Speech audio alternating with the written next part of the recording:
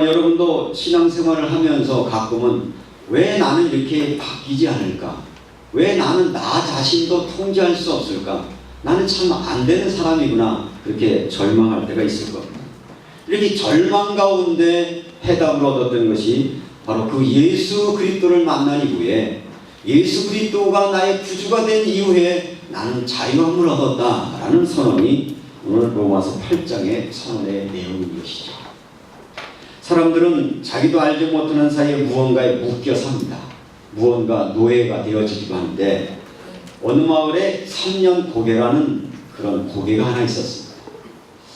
하루는 집안에서 아버지가 끙끙 앓는 거예요. 아니 아버지 어디 편찮으세요? 아니 괜찮아. 아니 그렇게 걱정이 많아 보이세요? 얼굴에 수심이 가득한 거예요. 물었더니 내가 3년 고개를 지나오다가 거기서 넘어졌답니다. 그런데 이 3년 고개는요, 한 번 넘어지면 3년밖에 못 산다는 이야기가 있는 거예요. 그러니까 이 아버지 마음은 한 번 넘어지고 나니까 야, 큰일 났다. 내가 이제 3년밖에 못 사는구나. 그래서 이제 굉장히 괴로워하고 있는 거야. 아, 3년이면 내 인생이 다겠구나. 이렇게 고민하고 있는 그 아버지에게 작은 딸이 이렇게 말합니다. 아빠, 그러면 한 번 넘어지면 3년 산다고 그러니까 가서 굴러보세요. 한 번 굴르고, 두 번 굴르고, 세 번 굴르고, 한 10바퀴만 굴르면 몇 년 살죠? 30년 살고, 한 20바퀴 돌면 60년, 30바퀴 돌면 90년 거뜬 사는데 한 번 넘어졌다고 뭘 이렇게 힘들어하니까.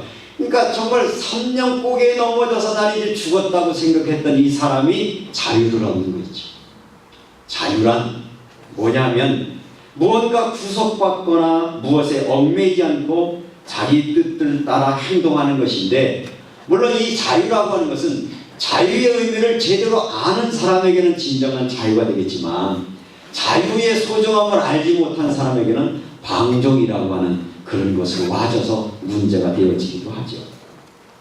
제가 이번 한 주간 계속 기도하면서 제 마음속에 계속 그런 단어가 머무르는 거예요. 도대체 자유하며 살 수는 없을까? 어떻게 하면 예수 믿는 사람들이 정말 예수 믿는 사람처럼, 그리스도인처럼 그저 육신에 얽매이지 않고 성령에 이끌려 살아갈 수는 없을까? 그런 생각을 하다가 오늘 이 본문 제목이 나왔는데, 자유로부터의 도피라는 제목이 있어요. 이건 제가 붙인 제목이 아니라요, 에릭 프롬이라고 하는 분이 쓴 아주 유명한 책이기도 하죠.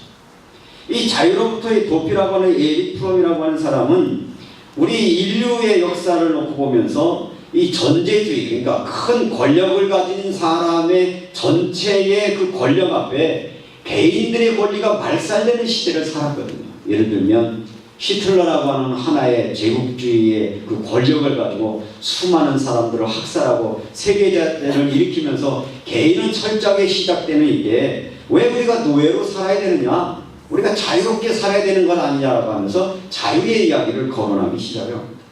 또 인류는 보면 끊임없는 자유로의 투쟁이었어요. 중세기가 교회가 세상을 지배하는 세상이었는데, 이 중세기가 타락하면서 교권이라고 하는 것, 교황이라고 하는 그 어마어마한 신이 개인의 권리, 개인의 자유를 아주 억압했던 시대가 있었기 때문에 에릭 프롬은 그런 면에서부터 우리 하나님은 우리 인간들에게 자유를 주셨는데, 사람들은 하나님이 주신 자유로부터 또 다른 것으로 노예가 되려고 달려간다. 그래서 그걸 함축적으로 제목을 붙이기를, 자유를 줬는데 왜 자유로부터 도망가냐, 또 노예가 되려고 하느냐, 이런 주제의 내용이 자유로부터의 도피다, 이런 제목의 내용이었습니다. 시대는 갈수록 끊임없는 어떤 자유를 갈망하는 시대였고, 우리 사회가 민주시대가 지나가면서 이제 민주화가 되면 정말 잘 사는 사회가 되겠다는 그런 꿈을 가지고 저 역시도 청년 때는 민주화를 위해서 꽤나 나름대로 기도하며 달려왔어서 우리에게는 정말 민주라고 하는 것이 와졌지만, 그런 자유가 주어졌는데 정말 우리가 진정한 자유를 가지고 있느냐라고 물으면 아직도 우리에게는 많은 질문이 있어요. 한국 땅에 여러 가지 사회적인 이슈들도 많이 있습니다만, 이 언론들의 변질, 언론들의 타락 속에서, 그래서 공정성이나 신뢰도에 이르를 한다라고 하는 한겨레 신문을 제가 구독하고 있는데, 이 한겨레에서 기부한 글이 하나 제 마음속에 아주 도전을 주는 글이 있었어요. 그 글의 내용은 뭐였냐면 이런 거였습니다. 교회 갔다 왔다고 거짓말을 한 지 몇 년째인가, 이런 글이었습니다. 목사의 딸이었는데 주일만 지나고 나면 아버지한테 문자가 오는 거야. 교회 갔다 왔니? 그러면 이 딸은 아버지 교회 갔다 왔어요. 그리고 거짓말을 지금 수년째 거짓말을 하면서 정말 이 교회에 다녀왔냐라고 하는 아버지 물음 앞에 예라고 대답했는데, 이 사람이 글을 써서 한겨레 신문에 올린 거예요. 그러면서 그 목사 딸이 이 사람이 뭐라고 얘기를 하냐면 이런 내용이에요. 나는 그동안 몇 년 동안 아버지한테 거짓말하며 살았다.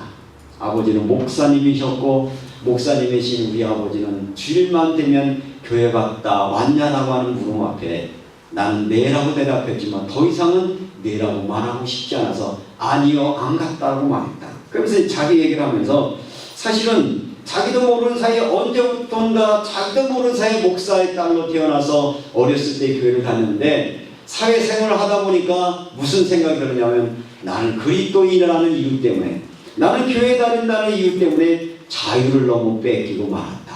너무 잃어버린 것이 많았다. 친구들하고 어울릴 수도 없고 사회문화라고 하는 것 동떨어져 살았기 때문에 나는 예수 때문에 너무 많은 것을 잃어버렸다. 이런 글이었어요. 그러면서 이 친구가 뭐라고 얘기를 하냐면, 나는 많은 것들을 잃어버렸는데 이제 나는 더 이상 교회에 매이고 싶지 않다. 나는 자유하고 싶다. 내 마음대로 살고 싶다. 그러면서 맨 끝에 뭐라고 써 있느냐면, 너무 많은 걸 포기한 목사의 딸이 부끄러웠다. 아버지, 강요하지 마십시오. 강요는 폭력입니다. 종교는 자유니 더 이상 나에게 예수 믿으라고 하지 마십시오. 그러면서 한겨레 신문 꼭지에다가 종교에서 자유를 찾는 자의 글 이렇게 써놨어요.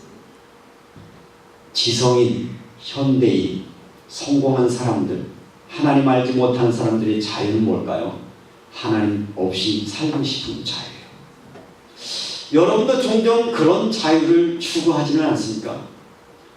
교회 가서 은혜 잘 못 받는데 그냥 예배 안 드리면 안 됩니까? 꼭 교회라고 하는 틀에 묶여서 내가 하나님 앞에 예배해야 됩니까? 이런 질문.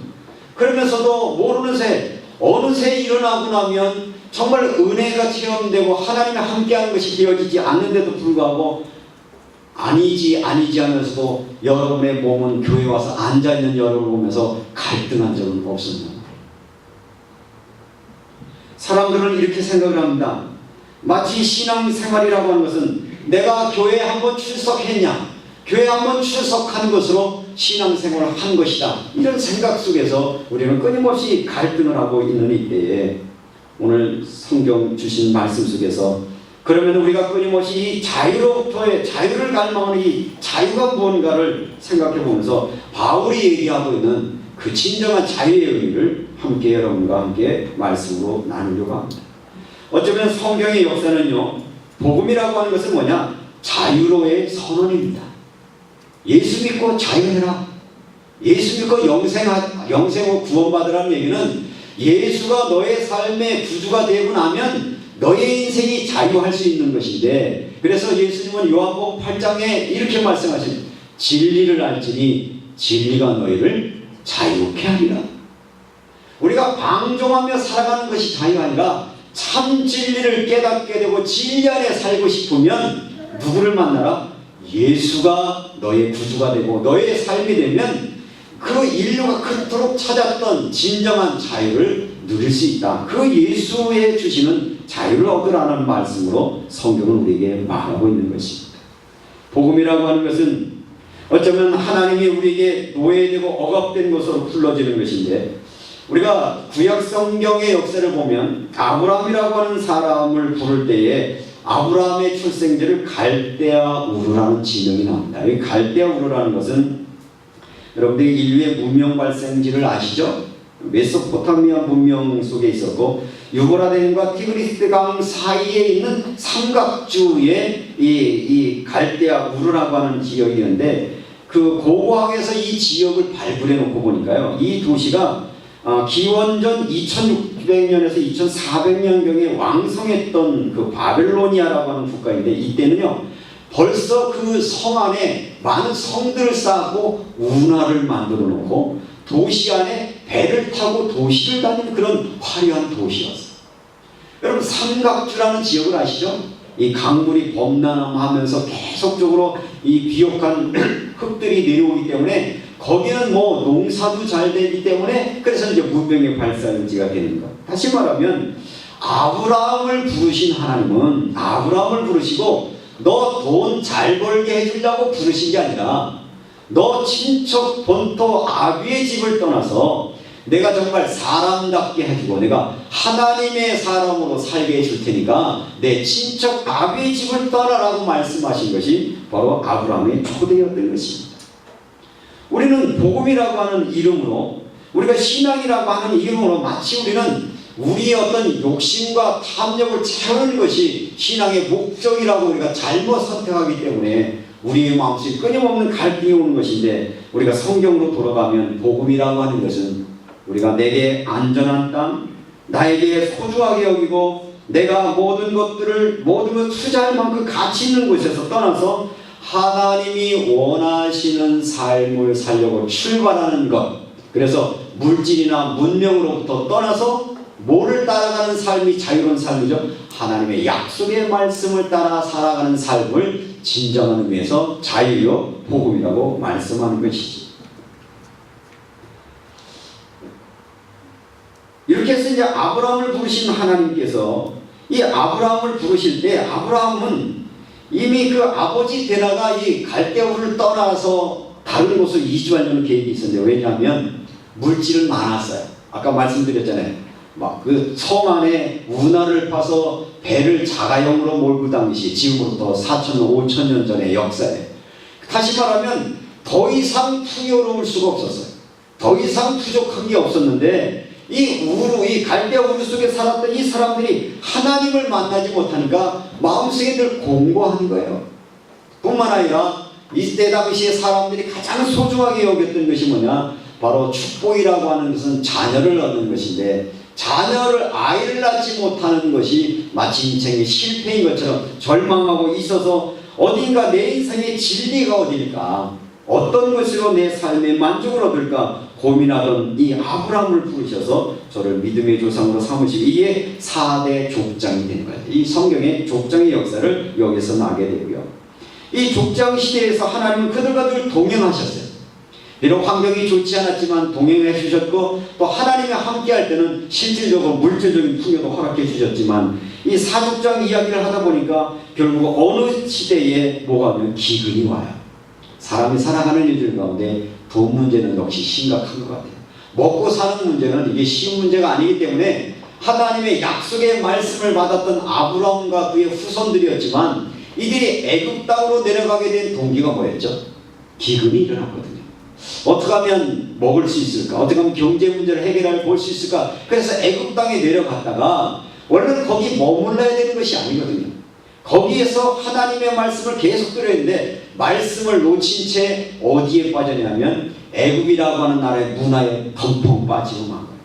애굽이라는 문명의 편리함에 빠졌어요. 거기서 추구하고 있는 권력에 풍덩 빠져 있다가 세월이 지나가면서 430년 동안 살다 보니까 뭐가 됐어요? 문명의 노예가 됐고, 권력의 노예되고, 물질의 노예가 돼서, 노예가 되고 나보니까 뭐가 되냐면, 내가 이러면서 살아야 되는가? 그런데요, 이 노예로부터 해방받으려면 제일 처음에 일어나야 되는 게 뭐냐? 내가 왜 노예였나 하는가는 자기의 자각이 필요한 것이죠. 이 말은 뭐냐면, 여러분들이 정말 복음 앞으로 돌아오려면 어떤 것이 필요하냐면, 나는 누군가에 대한 끊임없는 여러분들의 탐구와 고민이 있지 않으면 우리는 그냥 살면 돼요. 어떻게? 먹고 자고 화장실 가고, 먹고 자고 화장실 가고요. 인간의 대부분의 사람들 지금 뭐 하죠? 그냥 먹고 자고 화장실 가고 아이 낳고 살다가 가는 거예요. 동물처럼. 그러나 우리 인간이 그렇게만 살아가는 것이 인생이 아니기 때문에, 이때 이들 속에서 무슨 소망이 생겼냐면, 왜 내가 노예로 살아야 되는가? 나는 왜 자유롭게 살 수 없는가? 겁니다. 그래서 저들은 자기 힘으로는 할 수 없었지만 그때 저들이 생각나는 것이 뭐냐면 자기들에게 말씀을 가르쳐 주었던 아브라함이 생각나고 이삭이 생각나고 야곱이라고 하는 그 믿음의 조상들이 생각나면서 뭐하기 시작하죠? 하나님 앞에 기도하기 시작하는 겁니다. 하나님, 난 더 이상 노예로 살고 싶지 않습니다. 나 이렇게 비참한 인생을 살고 싶지 않습니다. 하나님, 나를 도와주십시오. 저들이 기도하는 그 기도를 들으시고 하나님이 사람을 세워서 이스라엘 백성들을 430년 동안 종살이 하던 데서 건져내셨다. 이 기록이 뭐죠? 출애굽기라는 성경의 기록의 내용인 것입니다. 자유를 추구할 때는요, 자유만 얻으면 정말 행복할 줄 알았어요. 정말 저들이 출애굽을 해서 기적이 일어났습니다. 얼마나 신나게 했습니다. 너무 좋았어요. 그런데 자유를 추구한 저들의 자유로 삶을 살려고 하면 저들에게 뭐가 필요하냐면 오랫동안 살았던 430년 동안 노예로 살았던 노예 근성이라는 게 몸에 아주 배어 있어요. 아예 핏속 깊은 속에 노예의 근성이 빼어 있는 거예요. 그래서 바로 그들을 자기의 삶으로 줄 수 없어서 하나님 훈련의 학교로 입학을 시켰는데 그게 광야의 학교라는 것이죠. 40년 동안 광야에 살면서 이스라엘 백성들이 했던 일이 뭡니까? 원망하고 불평하고 낙심하고. 그럴 때 또 하나님이 또 은혜를 하나 주시면 아멘 그러고 좋았다가 하다가 또 누구 같은 우리하고 똑같아. 어쩌다가 은혜가 되면 할렐루야 그러다가 또 넘어져서 원망하고 불평하고 그렇게 했어요. 그래서 역사에 보면요, 이 구원받은 이스라엘 백성 사람들이 한 일이 뭐냐면 간단해요. 뭐냐면 자유가 없을 때는 자유에게 달라고 기도했다가 자유의 응답을 줬더니까 나중에 애굽의 광야 생활하다 나중에 뭐라고 말해요? 나 자유 싫어요 이거예요. 자유 싫으니까 자유로부터 도피하고 싶으니까 어디로 돌려달라? 옛날로 돌려달라. 노예로 가고 싶어. 여러분 예수 믿으니까 좋았죠? 예수 믿으니까 좋죠? 그런데 아직도 여러분 속에는 자꾸 어디로 가고 싶어요? 예수 만나기 이전에 옛날로 돌아가고 싶잖아요. 예수 만나기 전에 우리의 삶의 모습은 뭡니까? 내 마음대로 사는 거예요. 자유라는 단어를 이렇게 말했어요. 남에게 구속을 받거나 무엇에 얽매이지 않고 자기의 뜻을 따라 행동하는 것. 에베소서에서는 이렇게 표현하고 있습니다. 마음과 육체가 죽어서 마음과 육체가 원하는 대로 행하여 본질상 진노의 자녀였다. 오늘날 많은 부모들이 자녀들이 신앙 때문에 고민합니다. 왜 자녀들이 신앙 때문에 고민하면 자녀들의 마음속에 자유의 갈망이 있어요. 그 자유는 책임을 모르는 자유예요. 방종이에요. 뭐죠? 지멋대로 하고 싶은 거예요. 애들도 나오면요, 처음엔 말 듣다가 몇 살부터 말 안 들어요? 나이리 몇 살부터 말 안 듣던가요? 벌써부터 시작해서 그지? 지멋대로 살고 싶어. 그럼 지멋대로 살게 놔둬야 됩니까? 가르쳐야 됩니까? 당연히 가르쳐요. 교회는 뭐 하는 것입니까? 지멋대로 살고 싶은 여러분을 통제하고 훈련하는 것이 교회예요. 그래서 하나님 우리가 하나님의 말씀 앞에 순종하시고 하나님의 법 말씀 앞에 살아갈 수 있도록 우리를 훈련해서 우리를 정말 진정한 자유, 하나님의 사람으로 살게 하는 하나님의 의도가 있기 때문에 많은 사람들이 말합니다. 목사님, 교회는 방학 없나요? 아니면 예배는 방학도 없어요. 학교는 방학이라도 있는데 졸업은 있나요? 졸업도 없어요. 휴가도 없고 졸업도 없고 방학도 없고. 제가 30년 목회하면서 설교 딱 2번 못했어요. 맹장 수술해서 병원에 있을 때 1번 하고 저번에 수술했을 때 1번 하고 2번 딱 못했는데 30년 동안 주일은 1번도 쉴 이유가 없었어요. 왜입니까? 우리는 그렇게 끊임없이 하나님의 말씀을 듣고 하나님 앞에 서지 않으면 우리는 또 우리 속에 뭐가 살아서 내 본능이 살아서 우리 속에 있는 육신의 소욕에 따라서 내 마음대로 살려고 하기 때문에 하나님은 그걸 제어하시려고 우리를 예배라고 하는 자리에 하나님의 말씀 앞에 자리에 세워서 우리에게 은혜 주시려고 하신다는 사실인 것입니다. 우리가 성경에 읽다 보면 결국은 이 출애굽의 사건이 일어나고 난 이후에 도대체 우리 인간이 왜 이렇게 됐는가라고 하는 것들을 기록한 것이 창세기 1장에서 11장 말씀이 원시복음이라고 말하는데, 이 원시복음은 뭘 얘기하냐면 인간이 하나님을 떠나게 됐다. 인간이 하나님을 떠나게 된 그 사건을 무슨 사건이라고요? 선악과 사건이라고 말하는데, 선악과의 사건을 한마디로 말하면 그런 거예요. 선과 악은 누가 결정하는 거죠? 하나님이 결정하는 것인데, 사단이 이렇게 말합니다. 야, 너 선악과를 먹으면 내가 눈이 밝아져. 선악을 알 줄을 하나님이 아시고 그걸 먹지 말라고 했다. 다시 말하면 선악과를 먹고 네가 뭐 해라? 선악을 네가 분별해라. 다시 말하면 너 자유롭게 살아라. 네 멋대로 살아. 이게 선악과. 오늘 현대인들이 이렇게 말합니다. 자유인데요. 신앙도 자유인데요. 믿음도 자유인데요. 그래서 뭐 하고 싶어요? 내 멋대로 하고 싶어요. 성경의 가르침에 대해서 그렇게 따르고 싶지 않아요. 어떤 설교를 해도 듣고 싶은 거 듣고 듣기 싫은 거 에이 그거는 뭐 내 마음인데 뭐. 성경을 읽어도 마태 사복음서를 읽는데 사복음서에다 뭘 또 하나 보태죠? 내가 복음을 하나 쓰는 거예요. 내가 하고 싶은 대로 거예요. 그렇기 때문에 실질적으로 우리 속에 하나님의 역사와 하나님의 주신 자기의 삶이 우리에게 일어나지 않고 있다라는 것을 우리에게 말씀하고 있습니다. 선악과라고 하는 것은 선악의 기준이다. 너는 속고 있는 것이다. 사단은 지금도 선악과로 여러분을 유혹하고 있습니다. 여러분 마음대로 살고 싶습니까? 그때 기도하십시오. 주님, 내 마음대로 살지 아니라 내가 말씀대로 살고 싶습니다. 주님의 명령 앞에 살고 싶습니다. 주님의 가르침대로 살고 싶습니다. 이런 사람을 가르쳐서 그리스도인이라고 말하는 것입니다. 그렇다면 이렇게 하나님의 떠난 사람들에게 선악과의 사건이 일어나본 이후에 에덴 동산은 추방이 됐습니다. 하나님이 이제 간섭하지 않게 되었죠. 하나님이 간섭하지 않게 되어지면서 인류에게는 어떤 현실이라고 하냐면 땅은 너로 말미암아 저주를 받고 평생도록 수고하고 소산을 먹으리니 흙에서 왔으면 흙으로 돌아갈지다. 인생은요, 죽으라고 일하다가 흙으로 돌아가는 거예요.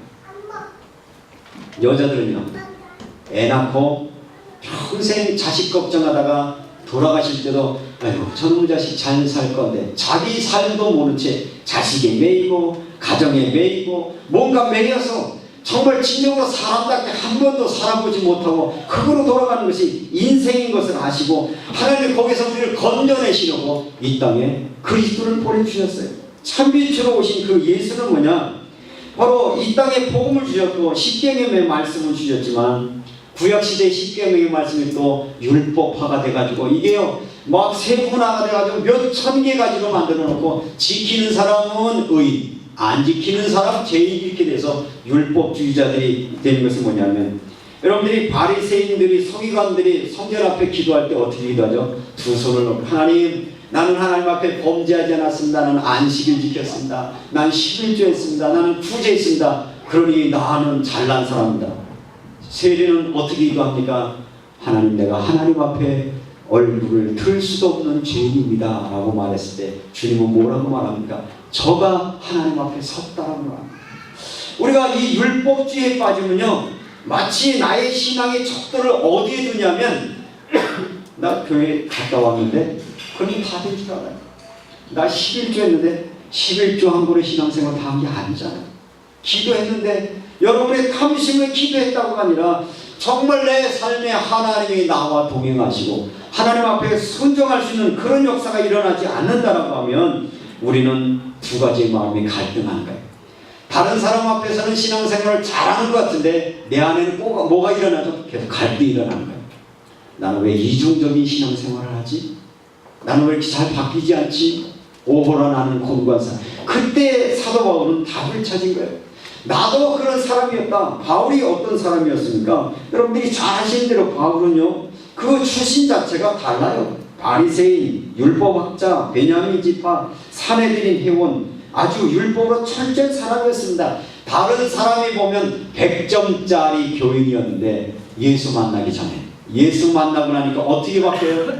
나는 죄인 중에 괴수였고 죄인 중에 괴수인 내가 내 힘으로 했던 모든 것들은 아니었고 그 예수님의 십자가의 죽음 앞에 나를 십자가에 청세지고 내 자아를 장사 지냈더니 비로소 내 삶의 주인이 예수가 되고 났더니 나는 자유할 수 있었습니다. 그 얘기가 로마서 8장의 말씀인 것입니다.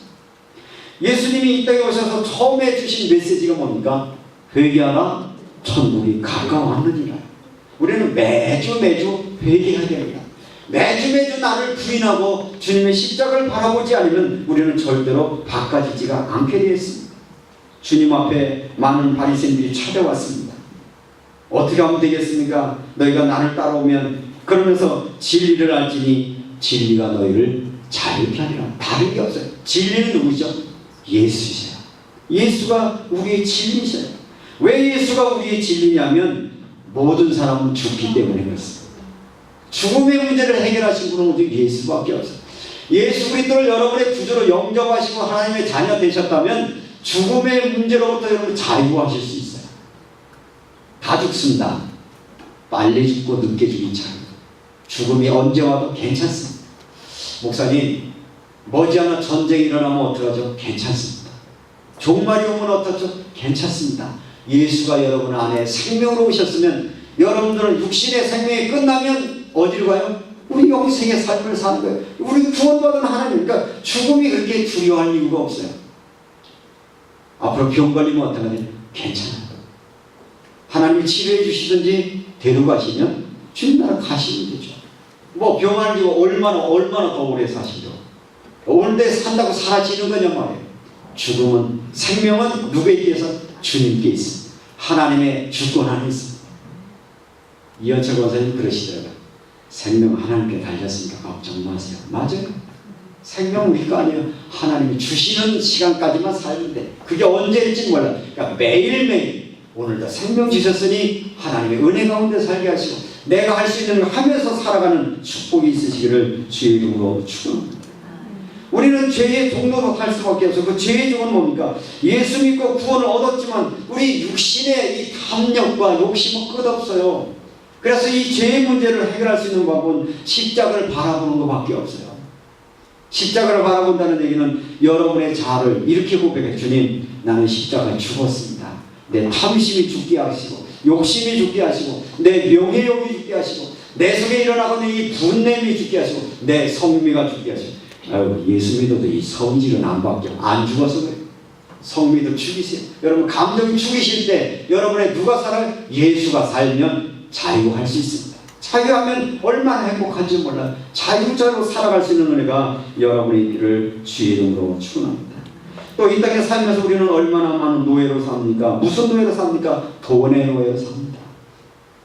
조금 있으면 헤헤 그러고 좀 떨어지면 아이고 죽겠나 그러고 있어도 괜찮고 없으면 좀 불편해도 괜찮고 자족할 수 있는 은혜가 여러분의 있기를 주의 이름으로 축원합니다.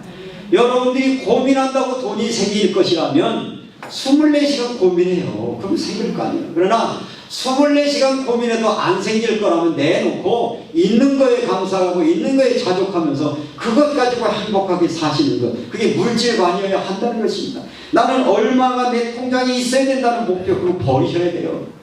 몇 평에서는 살아야지. 아니 그냥 비 안 새는데 살면 그것이 주님이 거하는 것이면 그것이 하나님의 나라인 것이에요. 우리의 생각은 어떻습니까? 끊임없이 하나님의 말씀을 주여로 묵상하며 살아야 되는 우리의 생각 속에는 온갖 세상의 문화로 가득 차서 그냥 내 마음대로 내 뜻대로 살고 싶은 것이 있어서 그래서 우리는 말씀 읽어야 하고 말씀 들어야 되고 우리 이제 홈페이지 계정에서 제가 지금 설교하는 게 녹화되고 있으니까 한번 보세요. 지금 놓쳤던 것도 보실 수 있거든요. 그러면서 여러분들이 다시 일주일 동안 한번 또 보고 또 보면서 아 내가 자유로운 삶을 살아야지. 정말 그리스도인으로 살아가지. 그런 은혜가 여러분의 있기를 주의 이름으로 축원합니다. 무언가 중독되어 있습니다. 게임에 중독되든지 뭔가 유혹에 우리가 늘 자유할 수 없어 갈등하는 곳에서 해결할 수 있는 것. 오늘 우리 사회가 얼마나 부조리한 건 이미 잘 알고 있습니다. 그러나 인간이 살아가는 삶의 현장은 어쩔 수 없기 때문에 우리는 그런 곳 속에서 살아야 되는 것입니다. 그렇다면 우리가 자유할 수 있는 것, 자유로부터의 도피라고 하는 것은 여러분의 마음대로 살았던 여러분이 이제는 누구에게 들어가면 누구에게 매면 예수가 여러분의 주인 되시면 성령이 여러분 안에 거하실 때 여러분의 진정한 자유의 삶들이 일어나는데 오늘 성경을 한번 읽겠습니다. 로마서 8장입니다. 만일 너희 속에 하나님의 영이 거하시면 너희가 육신에 있지 아니하고 영에 있나니 누구든지 그리스도의 영이 없으면 그리스도의 사람이 아니니라. 성령님 여러분 안에 계신가요? 하루에 얼마나 계시나요? 얼른 왔다 가시죠. 잠깐 있다 가시고 순간 있다 가시고.